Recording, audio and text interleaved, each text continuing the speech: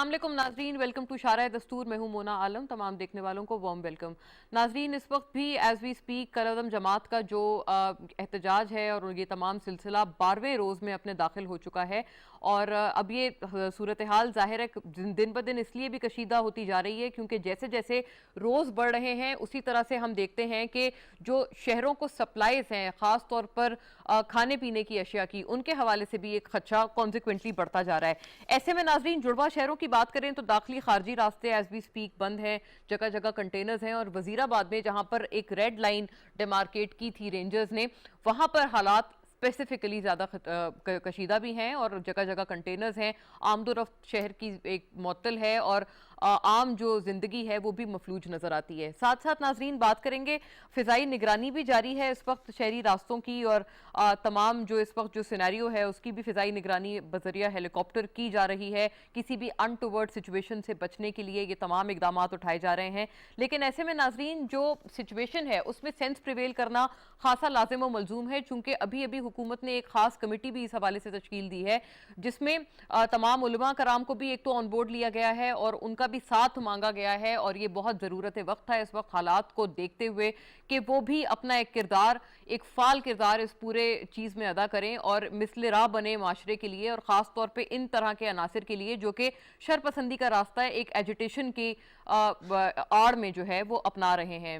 यकीनन जो प्रोटेस्ट है, एहतजाज है, वो जमहूरी हक है, उससे कोई इनकार नहीं किया जा सकता। इसी की कंटिन्यूटी में नाजरीन मैं आपको एक छोटा सा एक क्लिप, एक मवाजना दिखाना चाहती हूँ, अगर वो प्लीज़ हम साथ साथ ही प्ले कर दें।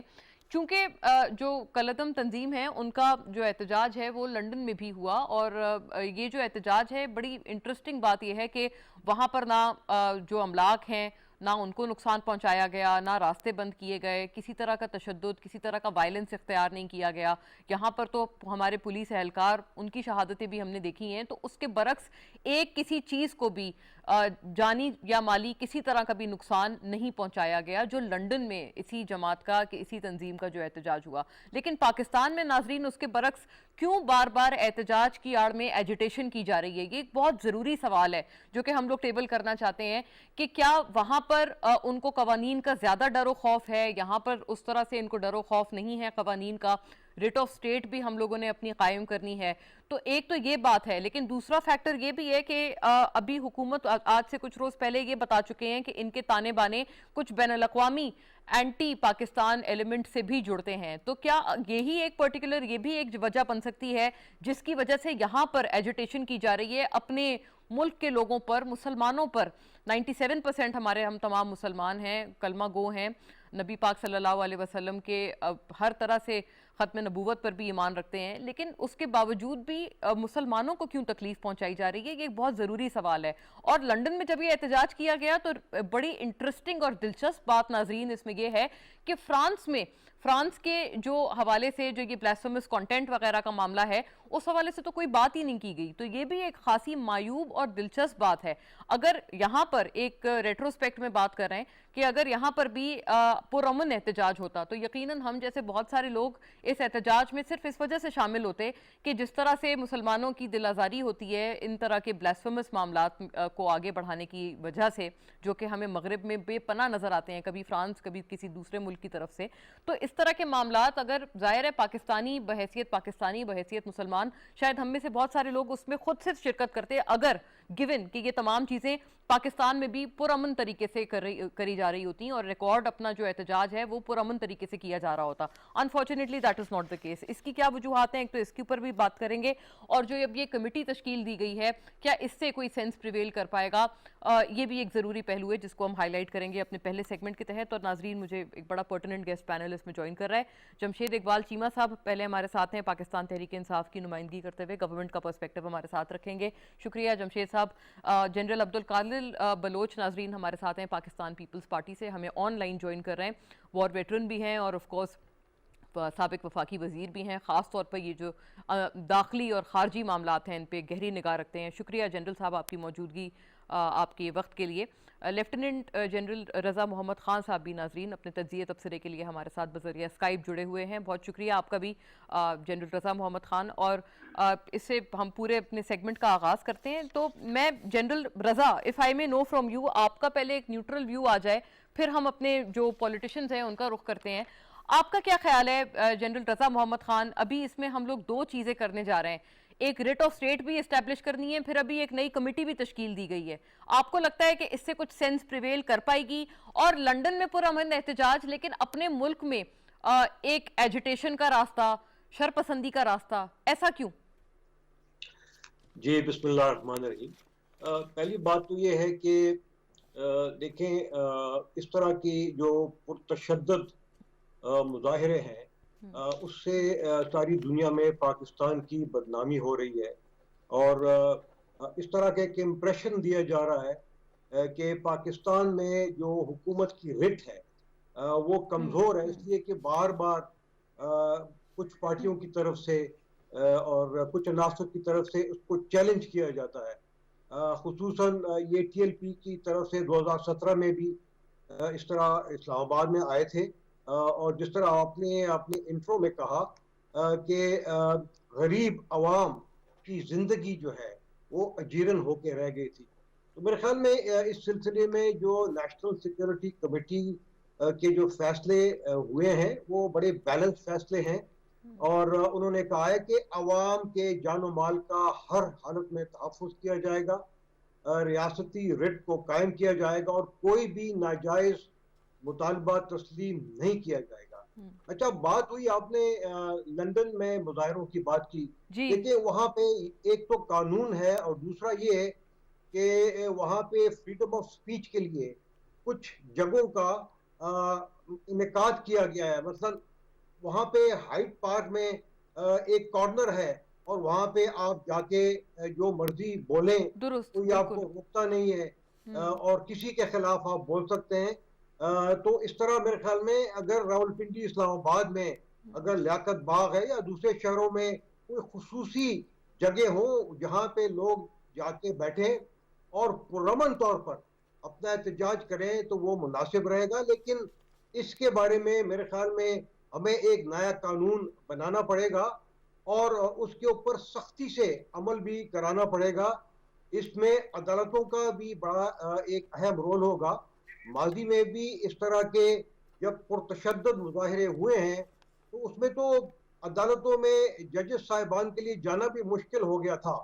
तो उनको भी मेरे ख्याल में इस तरह के मामलों में अगर कोई उनके पास मुकदमात आते हैं तो मेरे ख्याल में नरमी नहीं बरतनी चाहिए।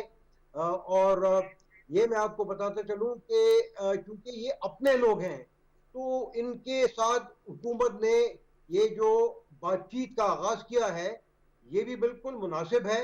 और हमें उम्मीद करना चाहिए कि जो मुजाहिरीन हैं वो अपने रवैयों में फ्लेक्सिबिलिटी लाएंगे।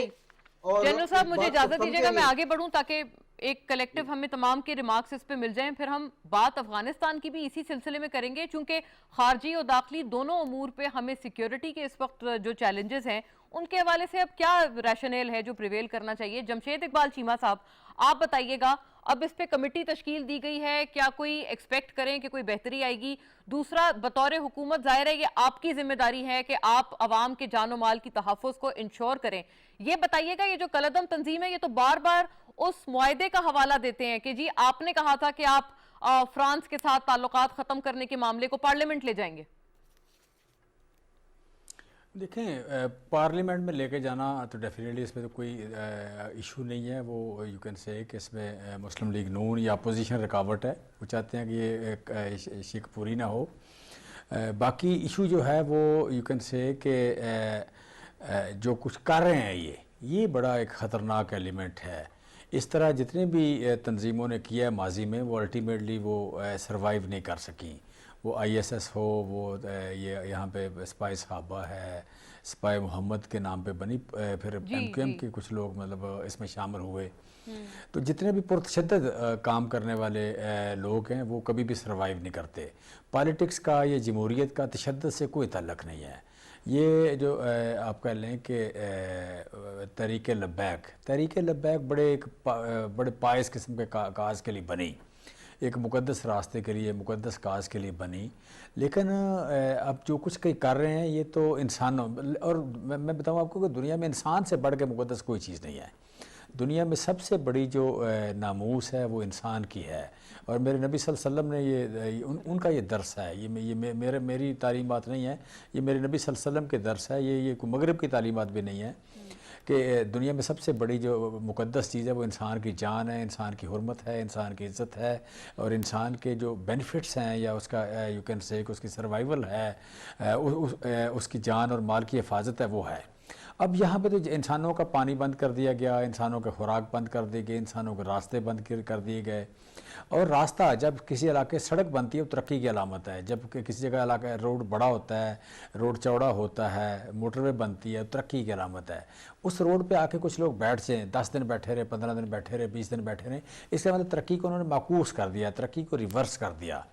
सो इंसानों के लिए, इंसानी मुआशरे में होने वाली तरक्की को आप रिवर्स कर रहे हों, इंसानी जान के लिए मुसीबत बने हो, इंसानों की हुर्मत का पास ना करें, पुरतशद्दद मुजाहरे करें, और तो आप कौन सी आप कह लें कि दीन की खिदमत कर रहे हैं। फिर दूसरी बात यह है कि मुझे ये बिल्कुल कबूल नहीं है, मुझे ये बात बिल्कुल कबूल नहीं है कि मुझे को कहे कि मेरे दिल में मोहब्बत कम है और जिस बंदे ने डंडा पकड़ा हुआ है और वो लोगों की गाड़ियाँ तोड़ रहा है उसके दिल में मोहब्बत ज़्यादा है। मैं समझता इस मुल्क में मोहब्बत का ठेकेदार नामूस रिसालत या का जो परवाना है, नामूस रिसालत की हिफाजत करने वाला, नामूस रिसालत का जो सिपाही है, जानसार है, ये ठेकेदार कोई ना बने। ये इस मुल्क में 97% 98% लोग मुसलमान हैं, और इस मुल्क में जितना ज़्यादा रिस्पांस नामूस रिसालत को, नबी सल्लल्लाहु अलैहि वसल्लम का नाम लेते हैं लोग अंगूठे चूमते हैं, नबी सल्लल्लाहु अलैहि वसल्लम का नाम लेते हैं लोग अपने आप कह लें कि लोग सर नीचा कर लेते हैं, आंखें झुका लेते हैं, पढ़ना शुरू कर देते हैं, दरूद पाक पढ़ना शुरू कर देते हैं। और ये कोई ऐसी महफिल नहीं है, कोई ऐसी बदकिस्मत मुल्क महफिल ऐसी नहीं कि जहाँ पे लोग मेरे नबी सल्लल्लाहु अलैहि वसल्लम का नाम आए लोग दरूद ना पढ़ें। तो उन लोगों को मोहब्बत करने वाला ना करने वाला समझना, और ये 8-10 हज़ार बंदे यहाँ पे मोहब्बत वाले बन जाएँ, ये मोहब्बत पे कब्जा कर लें, मोहब्बत की फ्रेंचाइजी ले लें, मोहब्बत के जागीर इनके हवाले हो जाए, उसके मालिक ये बन जाए, ये बड़ी बदकिस्मती है। अच्छा जमशेद साहब, ये मैं समझता हूँ कि चंद लोग हैं जो सियासत कर रहे हैं और मिसगाइड कर रहे हैं। इस पे थोड़ी रोशनी डालिएगा। आपने कहा कि ये जो करारदाद का मामला है, आपने कहा ये कोई ऐसा कोई बड़ी बात नहीं है, और आपने कहा कि ये दीगर जो अपोजिशन की जमातें हैं ये राह में रुकावट है, क्या आप ये फरमा रहे थे? जी मैं यही कह रहा हूँ कि वो मेरे उसमें मुझे टेक्निकलिटीज़ का पिछले दिनों बात हो रही थी, तो एग्जैक्ट मुझे प्रोसीजर का नहीं पता इसका। सो ये है उसमें पीपल्स पार्टी और नून लीग आ नहीं रही, वो चाहते हैं कि इसका मामला लटका रहे। अदरवाइज देखें, ये जो जब करारदाद तहरीक आती है, असम्बली में आती है, तो असम्बली में आने के बाद ये सेनेट में आती है, तो ये पास नहीं हो सकती कि आप दुनिया में आइसोलेशन में नहीं रह सकते। आप फ्रांस को डिसऑन करते हैं, फ्रांस के साथ रिलेशनशिप ख़त्म करते हैं, तो सारी दुनिया आपसे, मगरब जो है या मगरबी दुनिया जो आपसे रिलेशनशिप ख़त्म करता है, अमेरिका रिलेशनशिप आपसे, सफारती रिलेशनशिप खत्म हो जाएंगे। और ये तो इस बात का पीपल्स पार्टी को पता है, इस बात का नून लीग को पता है, मुझे भी पता है। एनएससी की मीटिंग में भी ये ऑप्शन नहीं है, ये ऑप्शन नहीं है, लिहाजा वो चाहते हैं ये लटका रहे, मामला लटका रहे, और जो हुकूमत है उसको ये लोग तंग करते रहें और बाहर खड़े होकर ये सियासत करें। मैं समझता हूँ ये भी एक बड़ी बदकिस्मती है कि ये लोग सियासत करने की कोशिश कर रहे हैं इस मामले पे। ये इतना मुकद्दस, इतना सेंसिटिव और इतना पाकीज़ा मामला है कि इस पर किसी का सियासत करना इससे भी बड़ी बदकिस्मती है। लिहाजा मैं तहरीके तालिबान, तहरीके लब्बैक के लोगों से बात करूँगा, अपोजिशन के लोगों से बात करूँगा, और मुआशरे में कोई सोशल मीडिया पर वर्कर बैठा हुआ है, कोई बात कर है वहाँ पे, किसी को हुकूमत से कोई प्रॉब्लम है, लेकिन इस मामले पे ये इतना मुकद्दस मामला है, ये इस पे सियासत ना करें। मेरे नबी सल्लल्लाहु अलैहि वसल्लम की शान, उनकी आप कह लें उनकी तालीमात, उनकी जो इस पूरी दुनिया एक इंसानियत है, इंसानियत में जो उनकी कंट्रीब्यूशन है, उनके जो तालीमात हैं बेवाओं के हवाले से, कमजोरों के हवाले से, नादारों के हवाले से, यतीमों के हवाले से, उन सारों के साथ प्ले करने वाली बात है। ठीक है जनरल कादर बलोच सर, आप फरमाइएगा, ये एक खासी अजीब और मायूब बात जरूर है कि ये जो रिलीजियस कार्ड या ये जब भी हमने देखा है तो ये सियासत में ऑब्वियसली इसके एक बहुत इसका मनफी असर, इसका जो एडवांटेज है वो बहुत कम देर के लिए होता है, लेकिन जो इसका मनफी असर है वो बहुत बरस तक चलता है और एक आपको पता है तारीख का एक हिस्सा बन जाता है बदकिस्मती से। और किसी को ये हक नहीं होना चाहिए कि वो किसी के अकीदे के ऊपर बात करे। ये हक तो सिर्फ अल्लाह सुब्हानो व तआला का है कि वो हमें, सिर्फ वो अल्लाह की ज़ात हमें जज कर सकती है। इसके अलावा हम कौन होते हैं एक दूसरे को जज करने वाले, एक दूसरे के अकीदे पर। बिस्मिल्लाहिर्रहमानिर्रहीम।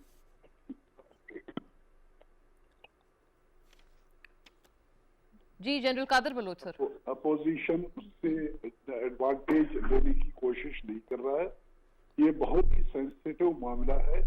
मैंने कहीं पर भी किसी भी सियासी जमात के किसी लीडर का ये बयान मैंने नहीं सुना है जो कि इनको सपोर्ट कर रहे हो या गवर्नमेंट को कंडम कर रहे हो इस मामले के ऊपर। हाँ, जरूर गवर्नमेंट की जिम्मेदारी ये बनती है, गवर्नमेंट के ऊपर ये प्रेस करना चाहिए कि उस मामले को हल करे।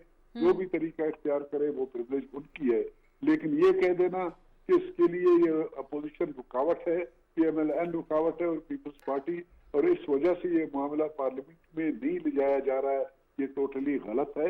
और फिर पार्लियामेंट में हुकूमती पार्टी की अक्सरियत है, वहां पर ले जाए, डिस्कशन करें, रेजोल्यूशन लाएं, जो मर्जी है बातें करें। और बल्कि उनको कोशिश करना चाहिए कि अगर कोई एलिमेंट अपोजिशन के हैं जो इसमें रुकावट बनते हैं, जो इस मामले को गलत तौर पर अगर सपोर्ट कर रहे हैं ये जो TLP के लोगों की, तो उनको कम से कम एक्सपोज करें लोगों के सामने। सही, दुरुस्त। मामले को मैं यहाँ पर छोड़ता हूँ। दूसरी बात जो मैं कहना चाहता हूँ वो ये है कि खुदा के लिए हम मुसलमानों को जो पाकिस्तान में रहते हैं, हमें दुनिया में हम वाहिद मुल्क नहीं है। इस वक्त दुनिया में कम अज कम 40 से 45 से 50 मुस्लिम ममालिक हैं और सबके जज्बात हजूर पाक के लिए के होने चाहिए जो हमारे जज्बात। हमें कहीं पर कोई सर्टिफिकेट नहीं मिला हुआ है, हम ठेकेदार हैं और कोई मामला इस किस्म का अगर सेंसिटिव दुनिया में हो जाता है तो फोर फ्रंट पे हम आए और फोर फ्रंट पे आके न सिर्फ इस मामले को हम प्रेस कर ले बल्कि अपने मुल्क के लिए ऐसे मसाइल पैदा कर ले जिससे निकलना और जो मुल्क के लिए तबाही का बायस बन जाए। ये दूसरी पॉइंट मैं इस बारे में कहना चाहता हूँ। तीसरी पॉइंट मैं ये कहना चाहता हूँ, जो आपने कहा इंग्लैंड में वहां पर एहतजाज हुआ और वहां पर बिल्कुल कोई गबला नहीं टूटा, वो ना वहां पर पाकिस्तानियों का एहतजाज नहीं था, वो तो मुसलमानों का एहतजाज था। फ्रांस की जो भी कार्रवाई थी, उनके जो ब्लास्फेमस जो कार्रवाई की है वो मुसलमान थे, पहली बात। दूसरी बात है कि इवन पाकिस्तानी वहां पर जाते हैं तो वो पाकिस्तानी इस किस्म के पाकिस्तानी नहीं है जो हमारे देहातों में रहते हैं। यहाँ पर हमारे रिलीजियस एलिमेंट जो उनको इस तरीके से एक्सप्लॉइट करते हैं, वो एक्सप्लॉइटेबल मटीरियल हमारे इवन पाकिस्तान का भी वहां पर नहीं है। लिहाजा उनसे इनको कंपेयर कर देगा ये भी ज्यादती है, उसको आप कंपेयर न करें। अब बात आ जाती है इनकी TLP वालों की कि ये क्या करें। एक ऐसा प्रावधान बना हुआ है जिसके लिए मुल्क का हर फर्द 22 करोड़ के 22 करोड़ जवान से लेकर बच्चे तक हर एक को परेशान होना चाहिए, क्योंकि इसके नताज इस किस्म के निकलते हैं कि किसी सूरत में मकसद है कि फायदे वाली बात आती नहीं है। ये ब्लैकमेल करते रहे, 4-5 मरतबा पहले इनके एहतजाज हुए और अनफॉर्चुनेटली सीमा साहब माइंड न करे, इनकी गवर्नमेंट कंप्रोमाइज पे कंप्रोमाइज करती रही, शॉर्टकट पे शॉर्टकट करते रहे और इनके साथ मुआहदे करते रहे और उनको लीड देते रहे, इनसे कमिटमेंट करते रहे कि हम ये भी करेंगे, वो भी करेंगे, प्लान भी करेंगे। अगर ये डुएबल चीजें नहीं थी तो गवर्नमेंट को ये सोच होना चाहिए था कि ऐसे प्रॉमिस न करते जिसका नतीजा इस तरह से निकलता है जैसे निकला हुआ। ठीक है, ये आपका जनरल साहब ये व्यू है, जनरल कादर बलोच के ओवर कमिट करा है आपके व्यू में। ये बात मैं जमशेद साहब से पूछती हूँ कि ये क्या ओवर कमिटमेंट वाली बात कितनी वजह है, चूंकि वो भी यही जवाब, आई मीन द कलदम ऑर्गेनाइजेशन, वो भी अपनी तरफ से यही फिर जवाब बनाते हैं। लेकिन जनरल रजा मोहम्मद खान, आप देखते हैं कि अफगानिस्तान का भी मामला इस वक्त वैसे जूं का तू है, इन द सेंस के क्रॉस बॉर्डर टेररिज्म की अब भी शिकायत मौसूल हो रही हैं, खास तौर पर हमारे जो साबिक कबायली अजला हैं वहां पर मुसलसल क्रॉस बॉर्डर टेररिज्म की शिकायत आ रही हैं अफगानिस्तान से, और वंस अगेन पाकिस्तान का जानी नुकसान इसमें हो रहा है। ख़ास तौर पर हमारे अस्करी पूरी एक है हमारी जो अस्करी जो हमारे जवान हैं उनका, फौजी जवान, उनका ख़ास तौर पर जानी नुकसान। और ये एक खासी मायूब बात है क्योंकि तालिबान गवर्नमेंट अभी इन प्लेस है, तो दाखिली उमूर पे तो हम बात कर रहे हैं लेकिन खारजी उमूर पे भी हमें इस किस्म के थ्रेट्स हैं। तो ये क्या ज़रूरत वक्त नहीं है जनाब रज़ा मोहम्मद खान साहब के इसके ऊपर भी हम लोग एक कंसेंसस क्रिएट करें? और आप क्या समझते हैं कि अब तालिबान गवर्नमेंट वहां इन प्लेस है तो फिर क्या मिसिंग लिंक रह गया है? ये चीजें इतनी रेपिटेटिव क्यों हमें नजर आ रही हैं?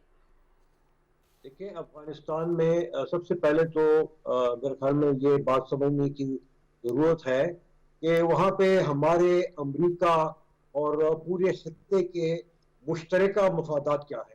मैं उसमें से एक खुल के बताता हूँ, और वो ये है कि वहाँ पे दाइश का खात्मा, खुसूसन दाइश खुरासान का खात्मा, अलकायदा का खात्मा और टीपीपी का, और जितने भी वहाँ पे दहशत गर्द है उनका खात्मा करना, उनका तदारक करना, ये एक मुश्तरका हमारा फायदा है। और उसमें मेरे ख्याल में सबसे पहले पाकिस्तान और अफगानिस्तान की हुकूमतों को मिलकर इसका मदावा करना पड़ेगा।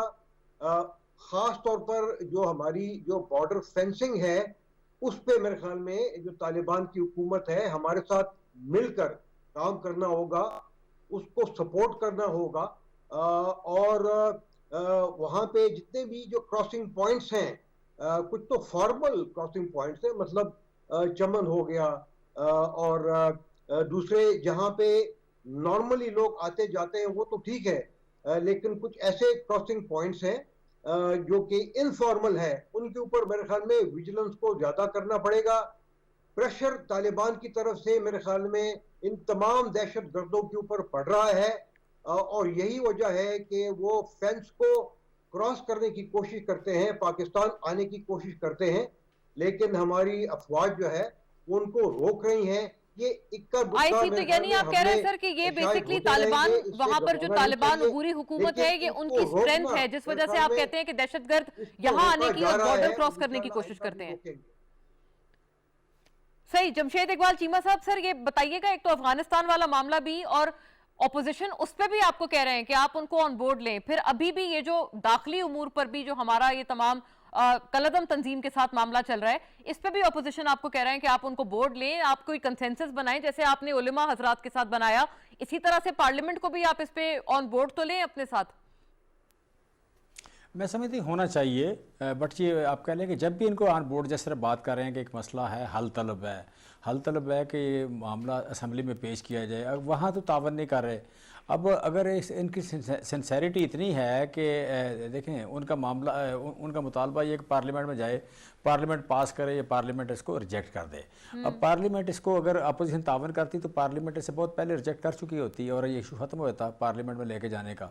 सो अगर ये सिंसियर इतने ज़्यादा हैं इस काज के लिए, इस मुल्क में अमन व अमान के लिए, लोगों को मसाइब से निकालने के लिए, लोगों की वेलबींग के लिए अगर सिंसियर हों तो इनसे हम बात भी करें। अगर एक सामने एक ज़िम्मेदारी है अपोजिशन और गवर्नमेंट की मिल के, एक ज़िम्मेदारी है कि आपने इस करारदाद को लेके जाना है असम्बली में, वहाँ अपोजिशन तावन नहीं कर रही, तो मुझे नहीं समझ आती कि फिर यहाँ बोर्ड का मतलब क्या है इनका। सो बात जो हम करते हैं ये इस बात में बड़ा चिढ़ते हैं और बड़ा बाज़-औक़ात इसको। लेकिन जमशेद साहब, अभी आपने सुना मैंने जनरल कादर बलोच से पूछा, तो अभी हमारे साथ हैं जनरल साहब, मैं उनसे दोबारा पूछती हूँ, लेकिन वो तो ये बरमला कह रहे हैं कि ऐसी कोई बात नहीं है कि नून लीग हो या पीपल्स पार्टी हो, उन्होंने कभी नहीं कहा कि आप कोई करारदाद वो रोक रहे हो या आपका रास्ता रोक रहे हो इस हवाले से। अब मैंने यहाँ से उठ के, चूँकि इसकी पूरी टेक्निकलिटी या डिटेल में इसको अंडरस्टैंड करूँगा, लेकिन फैक्चुअल पोजीशन यही है, मोटी बात जो है फैक्चुअल पोजीशन ये है कि ये कभी भी जहाँ से इसने इनिशिएट होना है उसमें हाज़िर नहीं होते, उसमें अपोजिशन के जो मेंबरान हैं, जो इसका कमेटी के मेंबरान हैं, वो हाज़िर नहीं हो रहे। जब हाज़िर नहीं हो रहे तो उसको लेके आगे चलना जो है मुमकिन नहीं है। सो मैं इसकी डिटेल आपको किसी भी नेक्स्ट प्रोग्राम में वो डिटेल बता दूँगा। मैं समझता हूँ सबसे बड़ी रुकावट ये बने हुए उसमें, और ये तमाशा देखना चाहते हैं, इस मुल्क का तमाशा देखना चाहते हैं, इस मुल्क के मसाइब को बढ़ाना चाहते हैं। सो ये सिंसियर लोग नहीं हैं। सिंसियर लोग होते तो अब इस वक्त तक ये मसला हल हो चुका होता।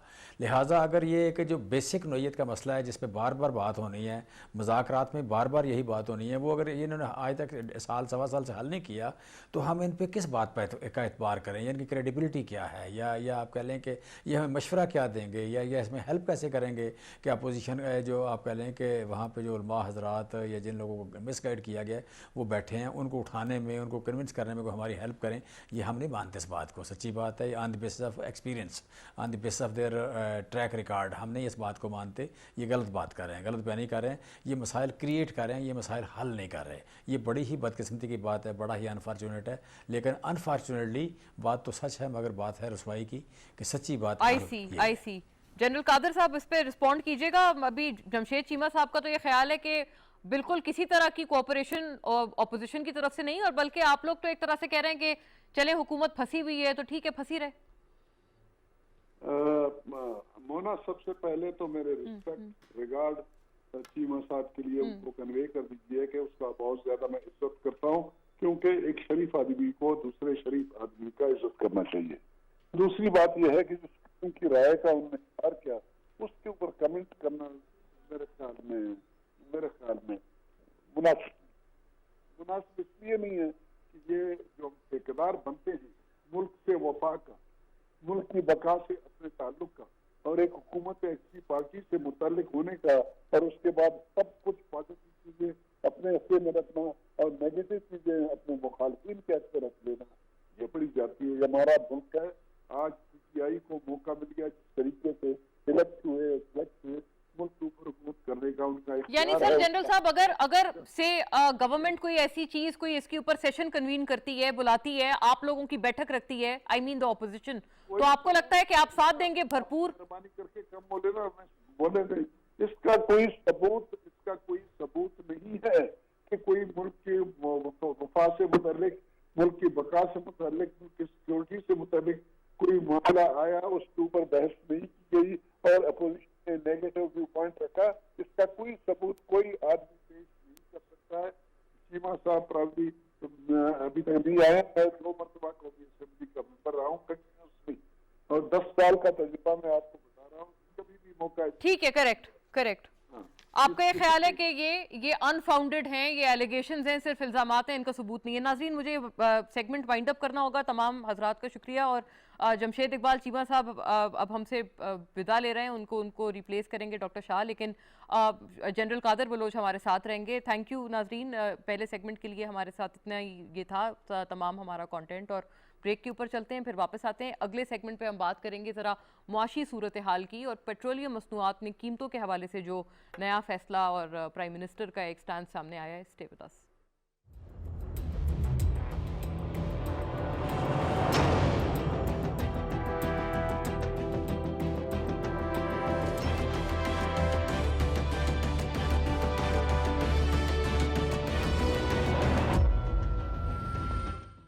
ब्रेस्ट कैंसर की बरवक्त तशख़ीस से ही इस मूज़ी मर्ज़ का मुकाबला किया जा सकता है।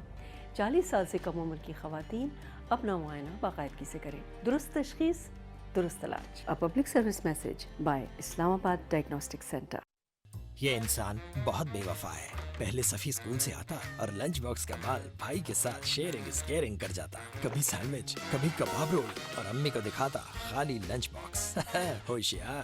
फिर मस्त जिंदगी बर्बाद हो गई। सफ़ी आता है और नो लिफ्ट, लंच बॉक्स भी खाली। जब से अम्मी ने कनौर नूडल्स इसको लंच में देना शुरू किया है, सब बदल गया। माना बहुत यमी है और पेट फुल हो जाता है, मगर ये तो नाइंसाफी है कि अकेले अकेले टिफिन चट कर दिया जाए। अफसोस का मकाम है।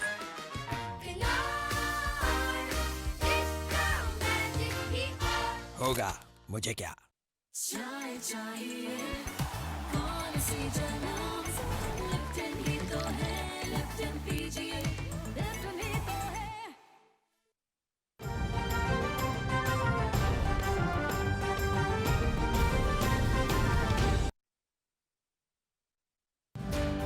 भर में डेंगू वायरस फिर से सर उठाने लगा है, इसलिए एहतियात लाजिम है। डेंगू की अलामात में तेज बुखार, जिल्द पर खारिश, जिस्म पर सुर्ख धब्बों का नमूदार होना, आंखों, सर और जोड़ों में दर्द महसूस होना, उबकाइयां और कै डेंगू बुखार की अलामात हैं। अगर किसी शख्स में अलामात पाई जाएं तो फौरन डॉक्टर से रुजू किया जाए। डेंगू से बचाव। डेंगू बुखार से बचाव के लिए शहरी एहतियाती तदाबीर करते हुए घरों में मच्छरदानी के अलावा मच्छरमार स्प्रे और लोशन का इस्तेमाल करें, जबकि इर्द गिर्द के माहौल को साफ रखें, पानी को खुली जगह पर जमा ना होने दें। डेंगू से बचाओ, एहतियात अपनाओ।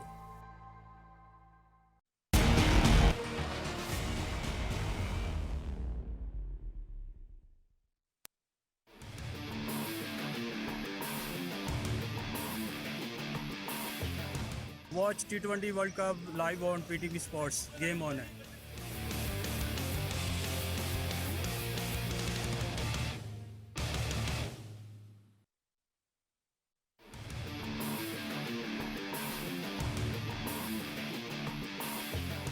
Watch ICC T20 World Cup live on PTV Sports. Game on है।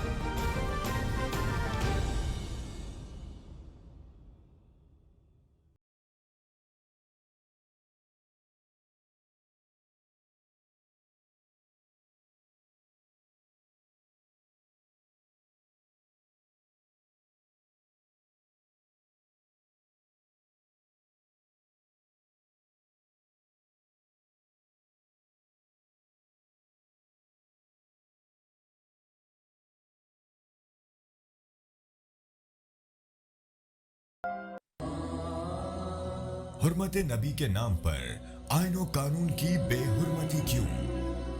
पुरतशद्दुद एहतजाज और रियासत से टकराव क्यों? नाम नेहाद मजहबी पेशवाओं के हाथों इंसानियत का कत्ल क्यों? रहमतुल्लिल आलमीन की मोहब्बत का दावेदार क्या मुल्क और कौम के लिए बायसे ज़हमत हो सकता है? कौमी इमलाक को नुकसान और लूटमार का हिस्सा बन सकता है? नामूस रिसालत पर सियासत करने वालों, क्या इक़दार नबी सल्लल्लाहु अलैहि वसल्लम नामूस रिसालत का हिस्सा नहीं? आखिर क्यों? हम सबको नबी का हकीकी उम्मती बनकर सोचना होगा।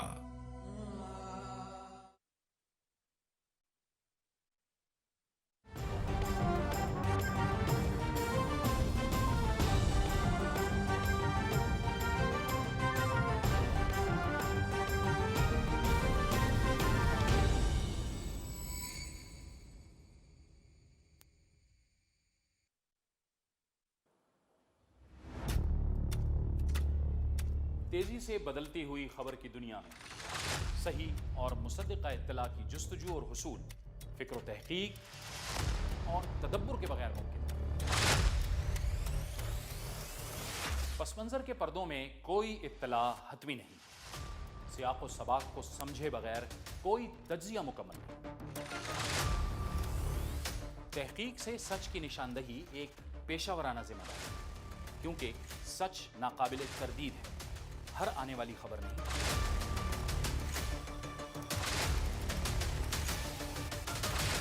हर मोतबर खबर सच है।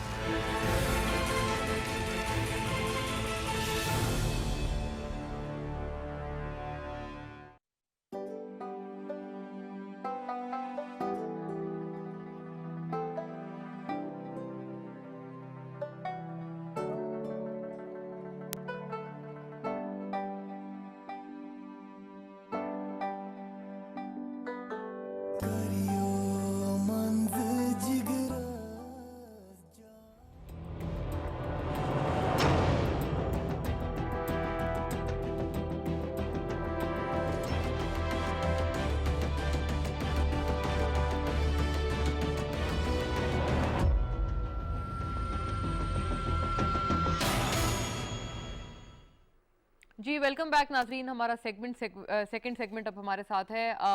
एक जो इकोनॉमिक्स की और जो फाइनेंशियल एक जो पूरा सिनेरियो है उसमें एक ब्रेथ ऑफ फ्रेश एयर की तरह हमने देखा है कि सऊदी अरेबिया से जो क्यूमुलेटिवली $4.2 बिलियन का पैकेज है जो कि पाकिस्तान ने हासिल किया है, उससे खासा एक कुशन पाकिस्तान को और पाकिस्तानी मईशत को मिला है, जिनमें से $3 बिलियन वो हैं जो कि स्टेट बैंक में रखवाए गए हैं और $1.2 बिलियन के ऑयल डेरिवेटिव्स भी सऊदी अरेबिया जो है वो फाइनेंस करेगा अंडर दिस पैकेज। फौरी तौर पर हमने देखा कि चूंकि एक महंगाई के हवाले से एक काफ़ी एक हाइक नज़र आ रही थी, इन्फ्लेशन का एक खासा प्रेशर महसूस किया जा रहा था तमाम इतराफ से, उसके ऊपर एक तो एक अच्छी नवीद एटलीस्ट उसके हवाले से मौजूद है, चूंकि इस मरतबा जो ओगरा की तरफ से समरी थी या जो रिकमेंडेशंस थी पेट्रोलियम मसनूआत में मजीद इजाफे की, तकरीबन लगभग 7 से 9 रुपए तक का इजाफा मजीद रिकमेंड किया गया था ओगरा की तरफ से, और वजीर आज़म इमरान खान ने आज ही उस समरी को और उस रिकमेंडेशन को रद्द किया है और उन्होंने कहा है कि मजीद इजाफा इस हवाले से ना किया जाए। तो एक तो यहाँ पर एक अच्छी खबर at least for the popular sentiment हमें नजर आई है, और दूसरी बात यह कि अगर इसको हम प्योरली जो फाइनेंशियल्स और इकोनॉमिक्स हैं उस हवाले से देखें तो पाकिस्तानी रुपये की जो कदर है फौरी इस पैकेज के बाद से उसमें एक ठहराव आना शुरू हुआ और एक उसको सपोर्ट मिलना शुरू हुआ। तकरीबन क्यूमुलेटिवली 4 रुपए तक पाकिस्तानी रुपया बनिस्बत डॉलर के मुस्तहकम हुआ और 175 से जो तजावुज कर गया था वो अब 171 पर आ पहुंचा है। तो ये एक अच्छी चीज़ है, ये एक अच्छी बैकिंग है जो कि हमें मिली है, और पाकिस्तान स्टॉक एक्सचेंज में भी एक अच्छा रुझान हमें नजर आया। पहले ही रोज तकरीबन 560 पॉइंट्स तक का स्टॉक मार्केट ने भी इजाफा दिखाया, जो कि जाहिर है अक्कासी करता है डायरेक्टली जो हमारे सरमायाकार हैं उनके सेंटिमेंट की। तो ये तमाम चीजें हमें नजर आ रही हैं। इसके ऊपर जरा हम बात करेंगे। यकीनन ये लॉन्ग टर्म हल नहीं है, लेकिन शॉर्ट टर्म में हमारे लिए एक बहुत अहम क्वेश्चन है। हमें इसमें ज्वाइन कर रहे हैं जनाब हारून शरीफ, सीनियर इकोनॉमिस्ट, और हमारे साथ जनरल कादर बलोच भी हैं पाकिस्तान पीपल्स पार्टी को रिप्रेजेंट करते हुए ऑनलाइन, और डॉक्टर सलमान शाह भी नाजरीन हमें ज्वाइन कर रहे हैं, senior economist and as well as special assistant special adviser to the chief minister Punjab. Welcome on board doctor Shah, thank you for your gracious presence. लेकिन I like to start with Haroon Sharif sahab. Haroon साहब, आप पहले फरमाइएगा, चूंकि बतौर स्टेट मिनिस्टर आप वजीर आजम इमरान खान के हमरा थे जब पहली मरतबा सऊदी अरेबिया से इस हवाले से बात हो रही थी, इसी पैकेज के हवाले से, उस वक्त क्या ना हो पाया और अब क्या हो गया जो हमें फाइनलिटी मिली है इस पैकेज की? जी बहुत शुक्रिया। देखिए, जब हम सऊदी अरब गए थे इमरान खान साहब की हुकूमत के पहले 1-2 माह में, तो उस वक्त जो हमने दोस्त ममालिक से, ख़ास तौर पे सऊदी अरब से जो नेगोशिएट किया था, वो एक तो ये किया था कि क्योंकि हमारे करंट अकाउंट के ऊपर प्रेशर था और हमें डॉलर्स की ज़रूरत थी, तो हमने कहा था कि आप एक $3 अरब का डिपॉजिट, और उस वक्त सर ये मुतबादिल था IMF प्रोग्राम का। जी, तब तक हमने एग्री नहीं किया था, लेकिन IMF की निगोशिएशंस के अंदर ये हमारी पोजीशन को स्ट्रेंथन कर रहा था कि क्योंकि जो आपके डिपॉजिट्स घटते हैं रिजर्व्स, तो हमारी पोजीशन कंप्रोमाइज होती जाती है और हमें चाहिए था फॉरेन एक्सचेंज। दूसरा, हमने ये जो ऑयल की फैसिलिटी है डिफर्ड पेमेंट की, कि आप हमें तेल दे रहे हैं, अगर तेल की कीमतें ज़्यादा होती हैं तो अभी आप हमसे ना लीजिए और उसको डिफ़र कर दीजिए, और तो दोनों in a way is a debt facility, एक डिपॉजिट है जो कि स्टेट बैंक में रखा जाता है, तो उन्होंने फ़ौरन Saudi Arab, I must appreciate कि सऊदी अरब ने वो पैसे भी रख दिए थे, और डिफर्ड ऑयल फैसिलिटी का एग्रीमेंट मैंने खुद निगोशिएट किया था और वो फिर शुरू हो गया था। फिर लेकिन इसके अंदर आपको ये चीज़ जहन में रखनी पड़ेगी कि एक बहुत बड़ा एलिमेंट, अगर आपको याद हो, उस अंडरस्टैंडिंग का ये था कि जब शहजादा मोहम्मद बिन सलमान खुद भी तशरीफ़ लाए थे, तो उन्होंने एक $21 अरब की इन्वेस्टमेंट का पैकेज भी अनाउंस किया था। सो मेरा जो थोड़ा सा एज यू नो पाकिस्तानी और एज एन इकनॉमिक पॉलिसी का पर्सन, मेरी वरी ये है कि इस दौरे में उस इन्वेस्टमेंट पैकेज पे मुझे कुछ खबर नहीं सुनाई दी, क्योंकि असल में तो हमें लॉन्ग टर्म में वो चाहिए।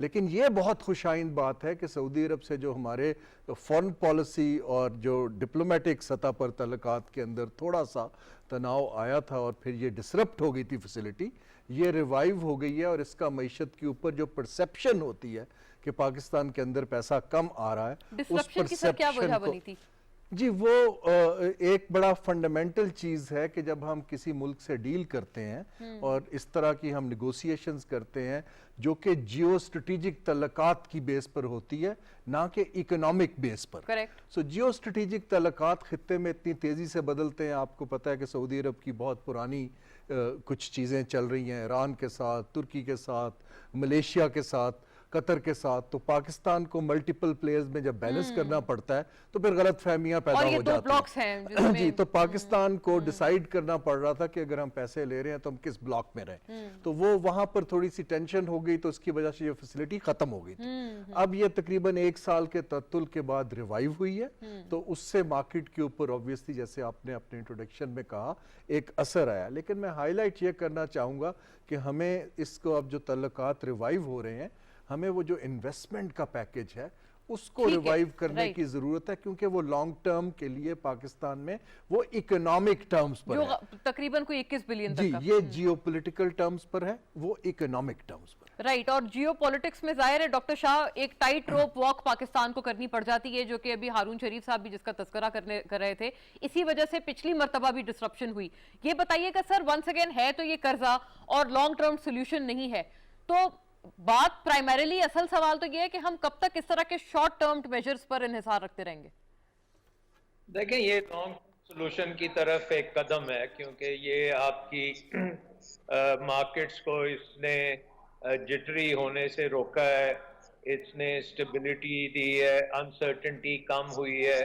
और इसके साथ साथ जो वजीर आजम साहब का दौरा था, वहाँ पे इन्वेस्टमेंट कॉन्फ्रेंसेस भी उन्होंने पार्टिसिपेट किया, और वहाँ पे बड़ा इंटरेस्ट है पाकिस्तान में इन्वेस्ट करने का। और यहाँ से जो हमारा सेंट्रल बिजनेस डिस्ट्रिक्ट है या रावी अर्बन डेवलपमेंट अथॉरिटी ने भी प्रेजेंटेशंस की हैं, तो आई थिंक फॉलो अप में वो इन्वेस्टमेंट्स भी आएंगी जिसका हारून शरीफ बात कर रहे थे। तो I think this is a step in the right direction. अब इसका मोमेंटम जो है इसको हमें बरकरार रखना चाहिए, क्योंकि एक तो ये इंडिकेट करता है कि पाकिस्तान के पीछे जो डिफॉल्ट के बादल थे वो कम हुए हैं, और वो एक पॉजिटिव इम्पैक्ट आता है मार्केट्स पे। इसके साथ जैसे हारून कह रहे थे, अगर इन्वेस्टमेंट रिवाइवल होनी शुरू होती है, अब सऊदी अरेबिया से रेमिटेंसेस हमारी माशाल्लाह से बहुत आती हैं, और उनके साथ बातचीत में और लेबर की एक्सपोर्ट है सऊदी अरेबिया में, वो फर्दर उसको इन्हेंस करेगी। तो आई थिंक ये पहला स्टेप है। इसके बाद आपको और भी बड़े स्टेप्स करने पड़ेंगे, क्योंकि बेसिकली आपकी अनसर्टेनिटी आ रही है आपके रिजर्व्स की कमी की वजह से। रिजर्व इस वक्त हमारे 3-3.5 माह के रिजर्व्स हैं, और ऊपर से एक इकोनॉमिक शॉक आया है ग्लोबल कमोडिटी प्राइसेस का और ऑयल प्राइसेस का। तो हमारी, क्योंकि मुल्क बहुत ज़्यादा डिपेंडेंट हो चुका है इम्पोर्टेड एनर्जी पे, क्योंकि हमारी बिजली भी इम्पोर्टेड है और हमारी ट्रांसपोर्ट के फ्यूल भी इम्पोर्टेड है, तो हमें ये सब्स्टिट्यूशंस करने की बहुत अशद ज़रूरत है। तो वो मीडियम टर्म में ये इम्पोर्ट सब्स्टिट्यूशन होगी एनर्जी में, जिसमें सऊदी अरेबिया का भी रोल बड़ा बनता है, क्योंकि अभी हाल ही में सऊदी अरेबिया ने सोलर के ऊपर बहुत काम किया है, और उन्होंने लेटेस्ट जो वहाँ पे ठेका दिया है सोलर का 1.46 सेंट्स पे दिया है। So that make big difference कि अगर, और वो बड़ी जल्दी आ जाता है। So I think Saudi private sector जो है वो पाकिस्तान में इन्वेस्ट कर सकता है इन कंस्ट्रक्शन, इन रिफाइनरी। और इसके बारे में भी हारून साहब का ये व्यू है कि उसके ऊपर ज्यादा हमें काम करना चाहिए, जो कि प्योरली इकोनॉमिक्स बेस्ड है। जनरल कादिर बलोच सर, आप बताइएगा, अब इस मर्तबा तो पेट्रोलियम मसनूआत में जो इजाफे की समरी थी वो वजीर आजम ने नहीं मानी। जाहिर है पॉपुलर सेंटिमेंट के लिए तो ये बहुत अच्छा है, लेकिन ऑन द अदर हैंड आप मैक्रो इकोनॉमिक्स की जब हम बात करते हैं, तो इस वक्त अभी डॉक्टर शाह बता रहे हैं कि अगर 3-3.5 माह के रिजर्व्स हैं, तो ऑब्वियसली यहाँ पर तो ये हमारे लिए मजीद धचका है on the macro economic front. मुना, ये दोनों हजरात मईशत के माहिर हैं और उन्होंने बहुत अच्छे कमेंट किए। खासकर शरीफ ने जो कुछ कहा उसके एक एक लफ्ज से मैं मुत्तफिक हूँ। बिल्कुल उन्होंने सही बात की है। ये एक आर्टिफिशियल रेस्पिरेशन के लिए ये $4 बिलियन अगर यहाँ आए हैं, ये एक अमानत है जो हमारे मुल्क में रखा गया है। ये हमारे एसेट्स पे इजाफा नहीं है, इस पर हम अगले बजाएं और हम सेटिस्फाइड फील करें कि हमारा मसला हल हो गया। ये एक मकसद है कि एक आमदनी का स्टेप है जो उठाया गया है, और डॉलर के लिए जो जिटर काज हो रहे थे, जो डर लोगों में और डॉलर इकट्ठे करने में उसमें कमी आ गई है, और हमारा रेट वो मुस्तकिल और एक तरफ जा रहा है। लेकिन असल बात तो वही है कि जो इन्वेस्टमेंट का उन्होंने प्रॉब्लम किया हुआ था और उसको अच्छा खासा टाइम गुजर गया, उस तरफ अब जाना चाहिए। लेकिन मैं सिर्फ एक बात कहूँगा कि खुदा करे इसके साथ कोई स्ट्रिंग अटैच न हो इस पैसे के लिए, क्योंकि खित्ते की इस वक्त जो सूरत हाल है, जियोस्फिजिक एनवायरमेंट है, यहाँ पर में ये बेशुमार चीजें जो की जाती है अपेरेंटली बड़े अट्रैक्टिव, उसके पीछे कोई ना कोई बात होती है। खुदा करे कि इसमें प्योर सिंसियरिटी हो और कोई स्ट्रिंग न हो, क्योंकि इस वक्त अमेरिका, यानी जनरल साहब आप हिंट कर रहे हैं कि सर्टेन प्री रिक्विजिट्स भी अटैच होंगे जो भी हमें किसी भी मुल्क से इस किस्म की कोई भी इमदाद मिले तो।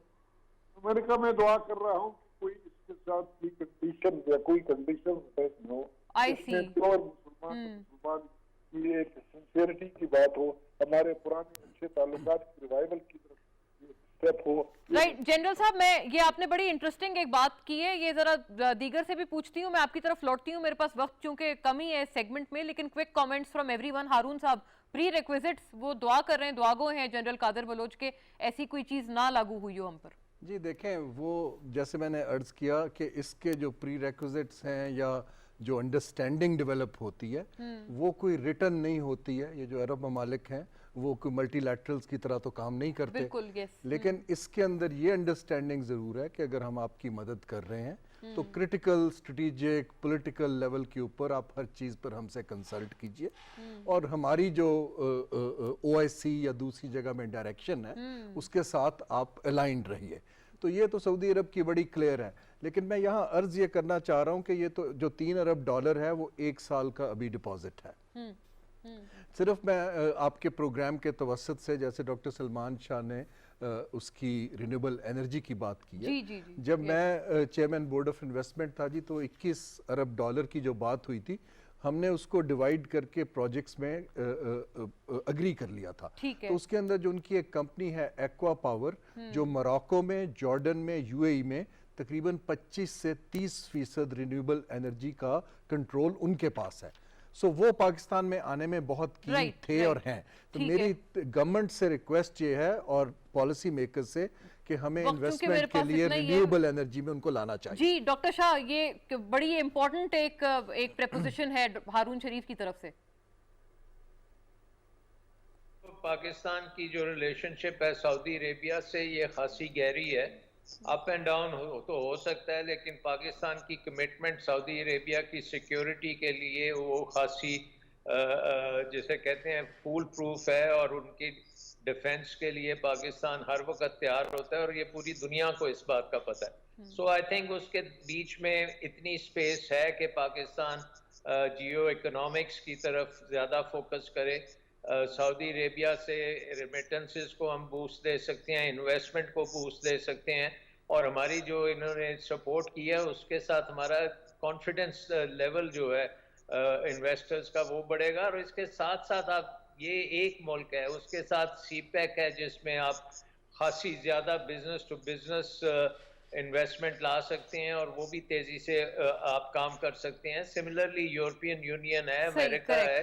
तो पाकिस्तान की जो सारी जो गेम प्लान है जिसको हम जियो इकोनॉमिक्स कहते हैं, उसमें ये है कि तमाम दुनिया से हमें इकोनॉमिक बेसिस पे रिलेशनशिप करनी है और उसका फायदा उठाना है। ठीक है। पॉलिटिक्स इस वक्त जो खित्ते की है उसमें अफगानिस्तान में अमन आ रहा है, और अगर वो अमन आ जाता है तो पाकिस्तान एक किस्म का गेटवे इनटू सेंट्रल एशिया बनता है, तो वो फिर आपके और पॉजिटिव। जी जनरल कादर, आप बताइएगा क्या ये तमाम प्रोस्पेक्ट्स हम हार्वेस्ट कर सकते हैं CPEC रिलेटेड या अफगानिस्तान में अमन आने के बाद?